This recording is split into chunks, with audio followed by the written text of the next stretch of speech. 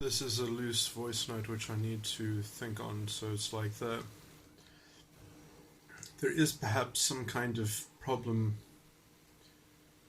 with the generalization of the idea of previously disadvantaged. If the notion of previously disadvantaged isn't graded or quantified, then it's not really something that policy can ever properly address without the use of some kind of collective group shaming, which is obviously or if you apply measures according to some kind of corrective group shaming, then you have literally contravened social justice. You've made a mockery of it because you think that two wrongs can make a right, and in fact you're just trying to equalize revenge. You're trying to equalize through revenge, and policy is the measure of revenge. And that version of social justice is really rehashed Nazi philosophy. It's at the very least it's proto-fascist, and in fact it only exists as a kind of political foil for real ethno-fascists, because it just spreads the consciousness of categorizing society and analyzing society according to the fascist analysis.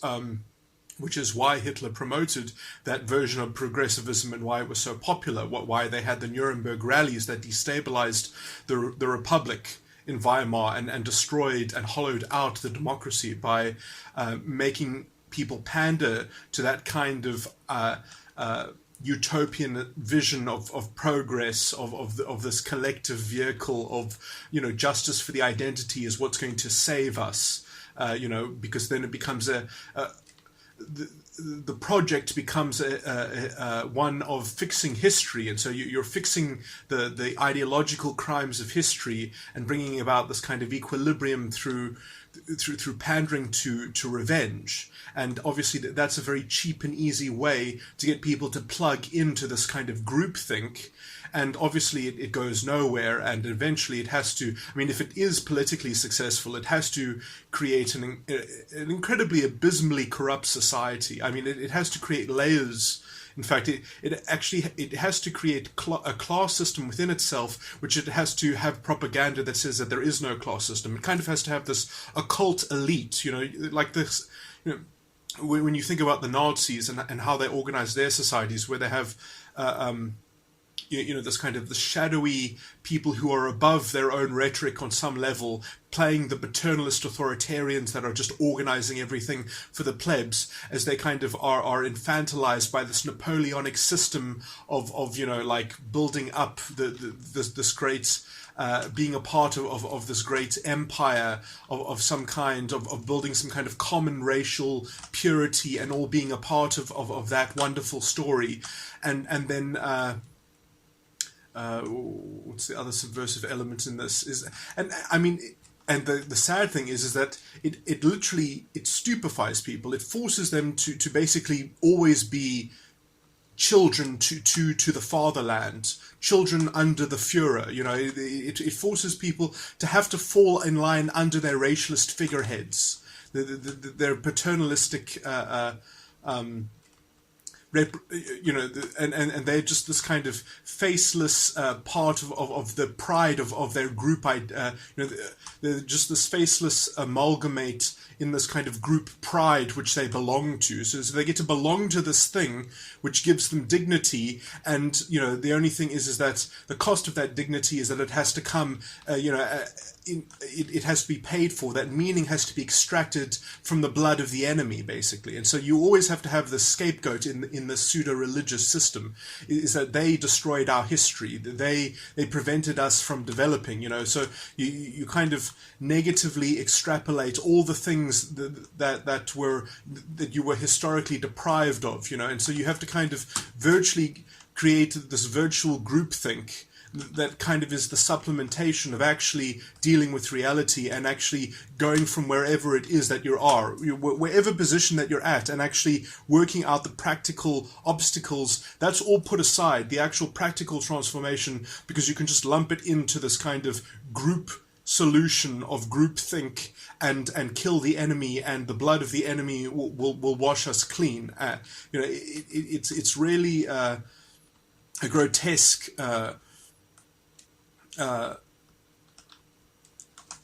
vampirism, which sells itself so easily through this the cheap and shortcut of revenge politics, in a sense.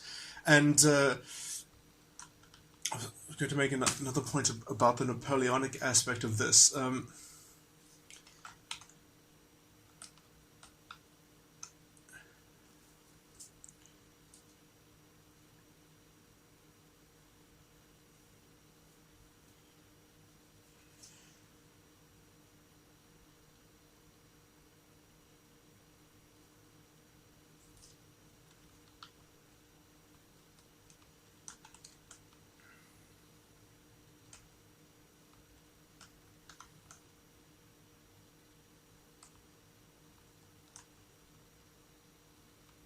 Oh yeah, I was just going to draw the cultural, because I mean you can see this in varying degrees in continental Europe, where this kind of legal system, you could even say, of how justice is not in the hands of the individual. Justice is in the hands of this kind of group collective identity, and and maybe you get to vote, and then your voted in representative gets to control the law, which is then applied to you. And kind of individuals don't have a hand in developing the law, and law isn't this kind of shared morality of common sense and reason.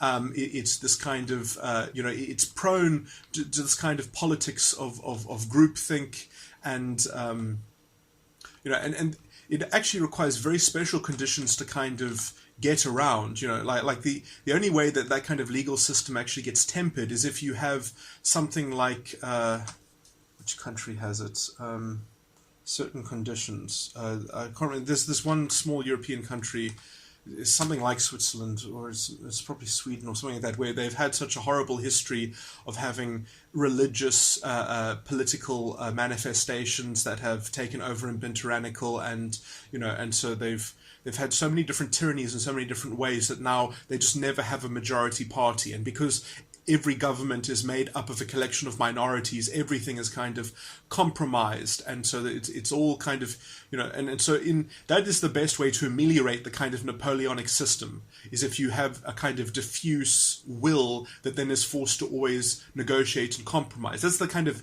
but you're still dealing in a culture where the people, as legal subjects, are kind of reduced to being monkeys. And then obviously if there are no strong political parties, then that reduction of them into that, I mean, the worst thing really are the Nazis. I mean, if you look at Nazi culture, they're fucking monkeys. They're all infantilized little, they really are pathetic.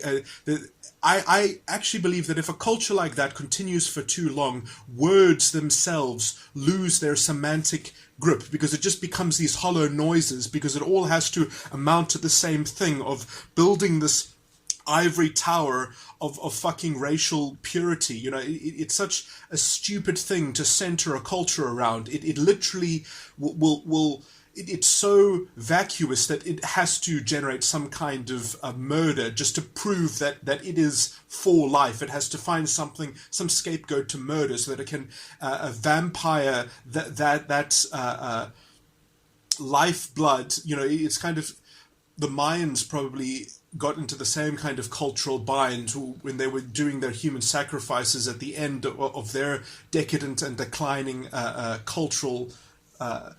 There are certain cultures and cultural tendencies which are effectively are toxic, are poison, and the philosophical framework of the Napoleonic system, and especially how I would say that the trajectory of that is towards some kind of fascistic worldview, which by itself is brittle and temperamental. It has to act out. It has to because it is a negative value system. It doesn't have any integrity of itself. It has to make its integrity from some kind of claim about history. So it has to make its project about history instead of making it about the here and now, and actually working out. And it doesn't mean that you can't compensate. I'm not against even affirmative action. It's how it's framed and how it's orchestrated. You can't just assume that because people have a certain color of skin, that they were previously disadvantaged. You actually have to locate that previous disadvantage, perhaps grade it in terms of how you have to quantify it in some way if you're going to be serious about it. Otherwise, you have to literally engage in the most progressive measure that you possibly can that works in practical terms, that isn't some kind of special dispensation which is just like a crutch which never ends up healing the wound, you know. So this idea that you can kind of extract this free good because you indulge in revenge, just so that there's a more parity in pain, that you're spreading around the pain, and while you're busy spreading around the pain, you're fucking over not only are you fucking over the Constitution, but you're fucking over the economy itself, which is the basis upon which you could extract the means in which to invest and manage proper transformation. So because people have failed in the actual, orchestrating proper transformation, and it's easier to sell shortcuts, and in fact it's even easier to sell shortcuts when you're not delivering real transformation, when you're failing as a government in such a way so that you can keep on promising more radical measures, so that you can keep on garnering more votes and you can get away with more corruption. That is basically what it comes down to, is this ideology is so interwoven with a kind of cultural corruption, but also quite tangible corruption.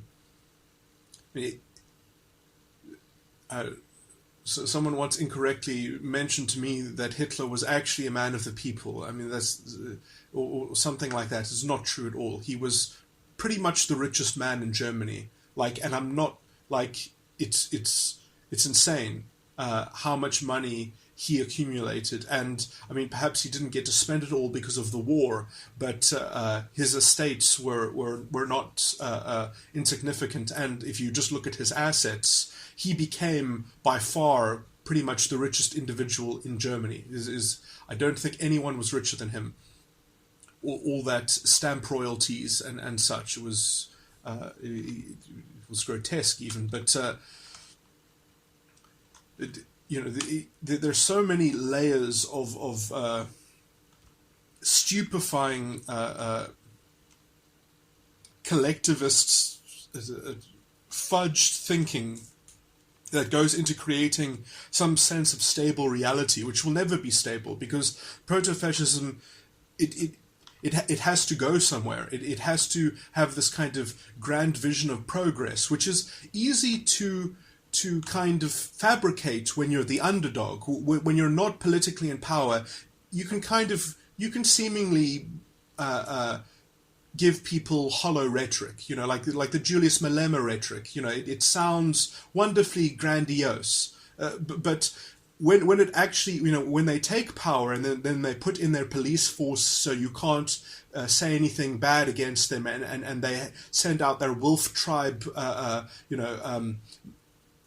Gestapo to police, wrongthink in their population. Like when they've got their whole police state. Well, then it's too late anyway. Then it doesn't matter. It's the end. So everything that was sacrificed and fought for in achieving this democracy is going to be undermined and thrown away by proto-fascist dogs who literally believe that we can just sail through our corruption. We can repeat what's gone on ideologically in the past, and we'll get away with it because we can say that we're not responsible for government. Our government it's too hard to deal with history. It's too hard to manage these things. We don't have the creativity and the integrity to not be corrupt without blood and revenge happening at the same time to keep us on focus and to keep us productive, because that's always our excuse, is that, the mess that we were left in was just too great, so it's not our fault. And we're going to call this a government that needs to up the ante and indulge in this kind of revenge politics as an excuse of self-criticism and self-evaluation and any form of political humility. We're not going to use the engine of progress, which is self-criticism, No, instead, we're going to up the ante and we're going to find a scapegoat.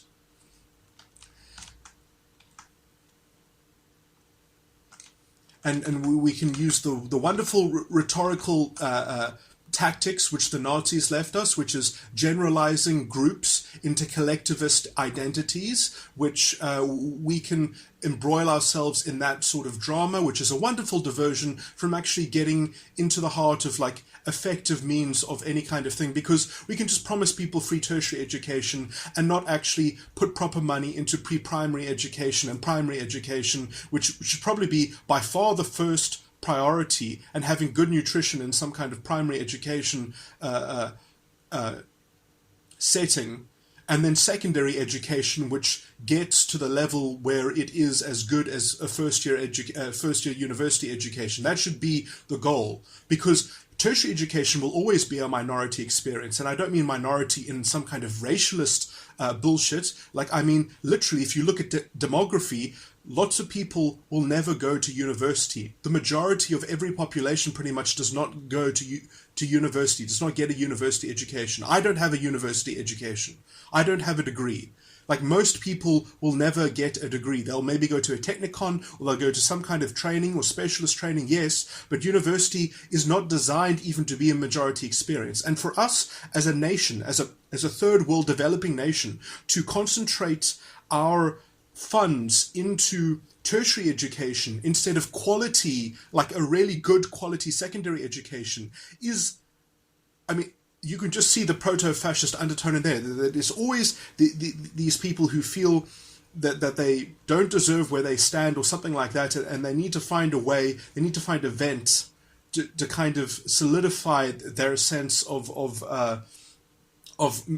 mobility in this toxic labor market and this toxic culture, which was basically orchestrated by really stupid affirmative action policy, which was not done in such a way and constructed in such a way as to actually improve standards, but instead tarnishes institutional integrity, degrades the quality of management in things, adds these weird sort of costs, because it's not designed to actually give people the sense of integrity. It's designed to promote some kind of virtual ideological integrity, which is meant to take the place of actual the real standard.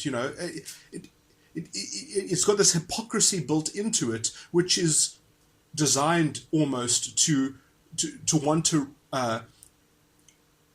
up the ante instead of actually reflecting on itself and fixing those problems, those sort of technical, because if there isn't some kind of artificial, because making people do extra training before they do a role is demeaning. Like, never mind the generational knock-on effect that will have. Like if you send teachers out into the field, but you didn't want to give them the extra training that perhaps they could have been to be a better teacher, because that would have undermined their individual integrity, like, where the fuck is the social justice for the learner who has to have a teacher who could have been better qualified, because we could have had affirmative action that expanded their education, that basically the state subsidized for them to have a longer training session or something like that. I mean, I'm just using this as a model of the reasoning that has to go into these sorts of things, and the teacher example is perhaps the most poignant, which is why I point to it. But and I'm not pointing to particular dynamics, although there are much worse things where, for example, the ANC on purpose did not deliver books to schools in rural places because I guess they want to solidify their rural voting bloc, because they want to indulge in this proto-fascist rhetoric so that they don't have to take responsibility for being the government. And so you have a government who doesn't want to be responsible for being the government. And you've got all these proto-fascists who are saying, oh, well, we're saying everything. We're giving the radical hope, and we're giving the radical self-love, and we're giving the opportunity for revenge and getting your collectivist own back, and we'll do even more radical policies that are going to do what for the economy? Like, let's break the functional parts of the economy that work so that we can prove that racism is bad and we can promote Nazi-style social justice. This is effectively the ideological state of South African politics, I would say, in a nutshell. This is the ideological conundrum that has to be kind of reworked and unworked, and it starts with this previously disadvantaged, which was the first way that affirmative action was encapsulated in policy. And it has kind of gone far beyond previously disadvantaged. It has gone to, we're just going to say that if you have a certain color skin, then we're going to assume that you are previously disadvantaged. Like, we're not going to quantify these things. We're not going to actually work out what would actually completely resolve the previous disadvantage. It's like, it's too much of an imponderable, so we're just going to say, well, the only fix is revenge.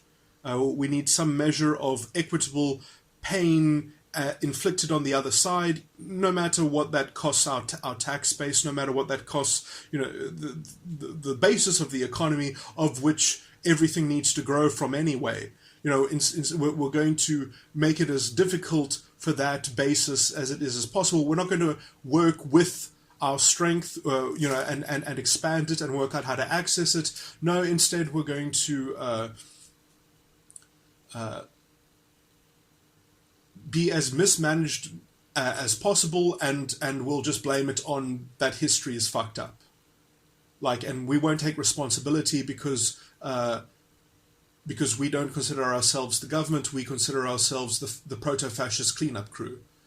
And so already we've had this generalized assault on the pillars, or the principal pillars of democratic functioning, which will only be fixed when government starts taking responsibility and doesn't make excuses about the history. It can say that we're dealing with the history, but that has nothing to do with the explanation of their policy. Their explanation of their policy isn't that we're dealing with history. The explanation of their policy is that this is what will actually make the conditions on the ground better, and this is the best way to make those conditions on the ground better. That is the job of government, is framing policy in that practical term, not in these kind of justice of the history, justice of rectifying history, or something like that. You can't feed a hungry, revenge, bloodthirsty, if someone just wants to have some kind of social justice revenge, if they're that inclined towards that level of proto-fascism, which has come into the forefront of the political consciousness, and I would say I don't know how real it really is, because I would say it's the young. I mean, yes, there are some old people who are, basically like the gatekeeper. I mean, there's a certain segment in every population who just have the personality style which is very in tune with kind of the Nazi worldview. They just love some sense of identity politics. That's how they see the world. With us's and them's. They like using things like racism to force their in-group to have to follow their rules, and they kind of are like little marshalling police force, people. So you get these people who just want they want some kind of othering soapbox to stand on, because it gives them a way to kind of force people within their own social circumstances to kind of follow their narrative, to say, oh no, he hurt me the other day and he did it because he doesn't like us, he doesn't like our group, so we should all hate on him, and I'll tell you how to hate on him. It's how they keep order within their group. They're very toxic people. I mean, they're generally intuitive feelers. In socionics, typology theory, they're generally, these people fall in the beta quadra. So, I mean, they're just personality types who I would say are they are disgustingly divisive by nature. These are the lots of things that, I mean, that there are certain and you can find that these sorts of personalities are often pillars in what you can see now as the identity politics activism crowd. You know, they are big feminists, or they are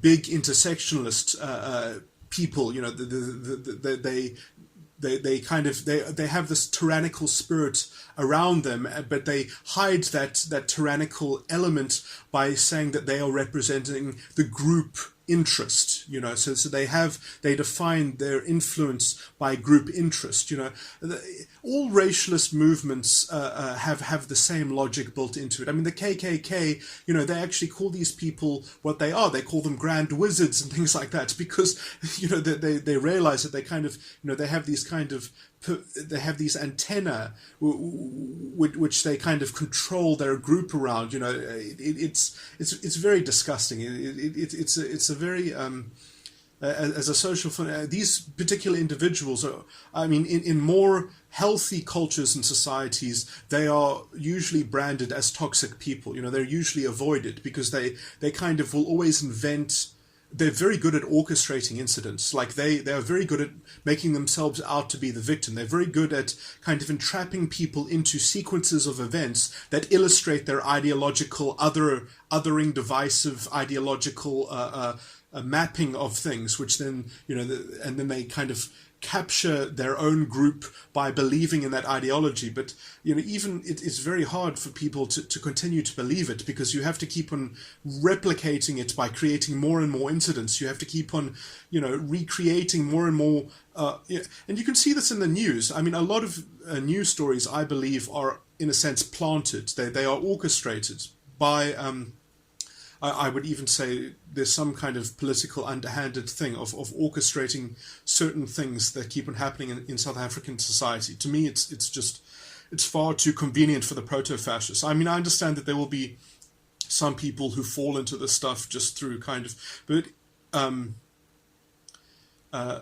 there are certain conditions which I think are definitely politically connected. Like I would say the what's the word, the systematic attack on the rail system in the Western Cape, I would say probably has some kind of political backing to it, some kind of proto-fascist, you know, because it's that kind of instability that eventually will create the amount of attrition required to make the conditions ripe for some kind of fascist coup. And I mean, you know, it took Hitler many years to you know, many rounds of Nuremberg rallies, of these apolitical marches, of people just wanting basic decency and talking about historical justice, you know, like to create the consciousness in which a lot of people thought that Hitler was a clown, just like people think that Julius Malema is a clown. But because he put himself in the position of taking power, they said, well, at least now we don't have to deal with, you know, just let him have it, because we don't want to deal with all this, you know, all these news stories about all this shit happening all the time, and the stupidity of the democratic system. Yeah, just get rid of the democracy. Just have a big strong man. Just and then it'll be on him. He'll be the paternalist figure. He has to sort it out for us. And as soon as you do that, I mean, okay, well, first of all, that's like a one-way ticket. Okay. But, you know, like, but that is where this ends. And these identity politics people are literally just, they are the useful idiots of the ethno-fascists. That's exactly what they are. That's what they are designed to do. That's what they are deployed to do, is just to make more and more people pander to this rhetoric, which creates more and more fascistic consciousness. Because identity politics is literally thinking of society in terms of the fascist analysis. They break down society. They have the same have the same eyes as the fascist. And eventually, even a lot of the people that are into identity politics, they will stop. They stop with the identity politics at some point, and they just end with I must be for my identity alone. Because and you don't see this because it is centered around the star victim, you know, which is generalized usually to just some kind of racial basis. But, you know, you see this especially on some of the white people, is that they'll eventually say, nothing I ever do will ever be good enough. It will never be good enough I try so hard to do what identity politics tells me to do, and it's just never enough. So then I'll just become a white activist or some shit, you know, or I'll just quietly drift off, and I'll actually then be an ethno-fascist. That's the. And if you don't, then usually, you know, if you're just one of the useful idiots, then you just get cleaned up by when the ethno-fascists take over. Anyway, I mean, that's what Hitler said. Is they're useful idiots. It doesn't matter. They don't matter. We'll just kill them anyway after we take over. And I mean, I think already a lot of the intersectionalists, especially the gay intersectionists, should already be anticipating this. They should have already seen. I mean, it just requires some kind of pragmatic political analysis to see that this is where it goes. Is that if Julius Malema takes over, how will they be treated? Will they be treated better? You know, in whatever society comes. Because when they just generalize, because I mean, that's their argument, is that basically, yes, the philosophy works in a factional way, but you can't organize a state around many identities and justice for many identities. It's impossible. You can only center a state around one victim narrative. You can only center a state around one identity. And so, you know, the only tangible solution is a fudged ethno-nationalism, which just has one class of identity which is protected. And obviously it's a disgusting society to live in, because it's just it's a mind manacle. You know, you're not allowed to think thoughts which belong to a different identity. You're only allowed to think thoughts that came from your identity. You know, it's fucking insane. It's so. I mean, usually it has hypocrisy built into it so that you can still have some level of some kind of intellectual freedom, and usually how that is contrived semantically is so viscerally retarded that it cannot but have. It makes people into monkeys. I mean, if you understand the German culture, even they're still recovering from this. It's such a disgusting mode for human beings to be in, that they're kind of reduced to this, you know, they're kind of like hive insects belonging to their racial identity. It's so patently disgusting. It really is. It really reviles me to my core. And to have, yeah, and you can see that there is a slow. The biggest thing that opens the door to this is the Napoleonic framework of conceiving of the legal subject and how the legal, and the only way to overcome that is with some kind of a substantive thing like we have with the Roman Dutch system, and which I think is wonderfully the spirit of which is wonderfully encapsulated within the Constitution, although I mean it doesn't explicitly have some of the axioms, which because all the Roman law, you could say, does fall axiomatically. I'll just say the first one, which is justice must be seen to be done, is the first one, and then probably quite soon after you have something like the audi alterum partem, the other side must be heard, but okay, that's.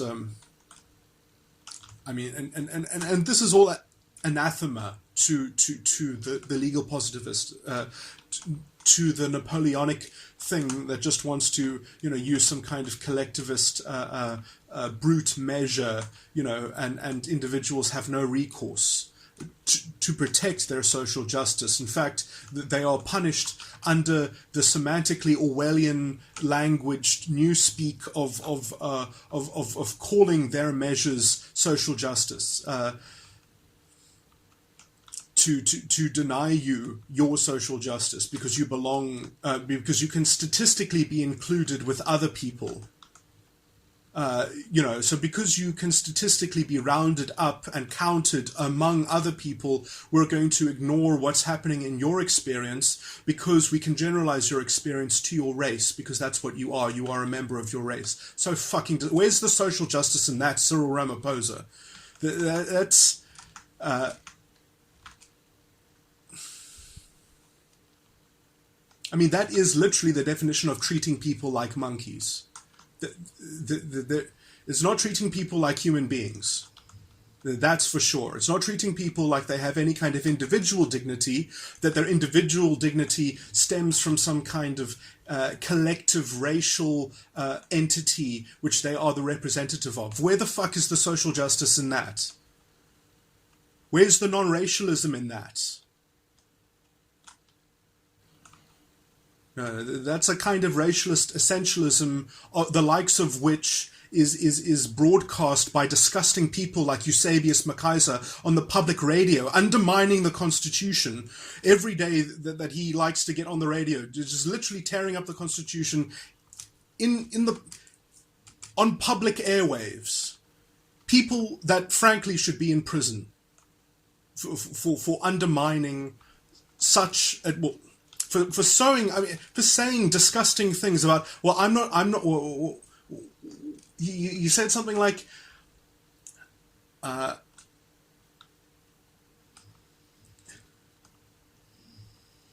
he said something to the effect, I'm not advocating genocide, but if there was a genocide in this country,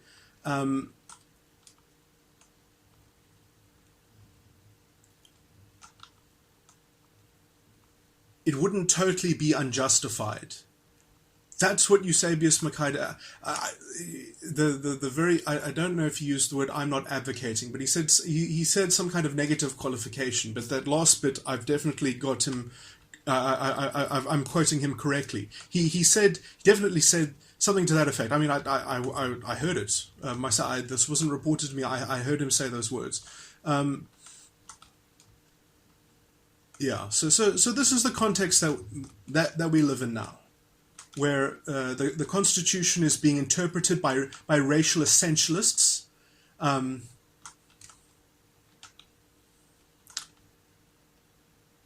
And we've got a toxic culture of identity politics that is practically going to destroy the rule of law eventually. I would say the only thing that's kind of been the bastion against some kind of ethno-fascist or ethno-nationalist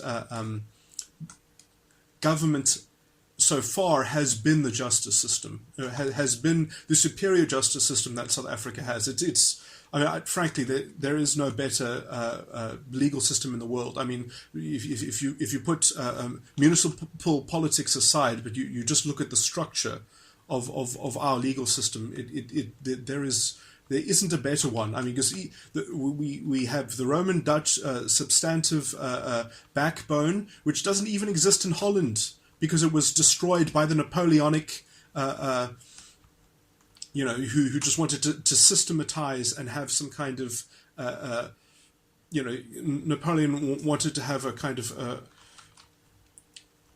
a more legal systems in continental Europe that were more much of a muchness, that they could kind of interrelate and interlock with each other, and it kind of has spread like a virus. I mean, there are elements even in. Technically, you could get out of the elements that exist in the American system, the Napoleonic elements, but no one uses those courts. No one, they use the corporate courts. So no one sues for remedy anymore. So that feature is de facto, the American system is probably pretty much just as bad. I mean, obviously, in some of the moral integrity of a proper legal system is preserved by the British Commonwealth system, and in as much as most systems, a lot of systems that have been influenced by the British common law are somewhat protected a little bit to some extent, because of that ethos does conflict. The common law ethos is in conflict with the Napoleonic system, and so and how people conceive of justice and themselves as legal subjects should be part of education, because that is when justice is in the hands of the individual. On a conceptual level, and it's not in the hands of some demagogue or some leader or some political thing, then at least you can be grounded, and your morality is contiguous with your with your decision making in your life. But okay, this is somewhat a separate topic, but it is something that I do want to pursue at some point with law reform or legal reform organizations, because I do think at some point this is some form of activism that I would be interested in trying to develop. Well, not activism, but actually some kind of, how you would go about updating other legal systems, or how you would go about, what... you'd have to look at it case by case, obviously, and work out how you could get the Americans to change their legal system or how continental European countries could go about changing their legal system and get away from, I would say, the culturally hollowing out of those places, from a kind of... It's a very hard to describe element of ethos, but it is a part of an ethos that has been depressed or suppressed, and it has to do with the influence that the legal framework itself ends up kind of in putting into the people over time. But anyway, somewhat a red herring to the main point of this rant.